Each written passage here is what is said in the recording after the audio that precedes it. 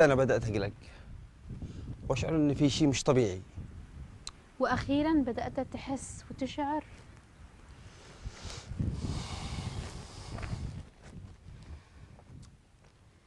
يعني احنا جينا هنا عشان نحرق؟ مش كفاية سفينة البهايم اللي طلعنا فوقها؟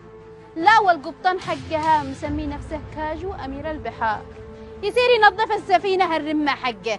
مفروض يسمي نفسه أمير القذارة، أمير الوساخة. يخ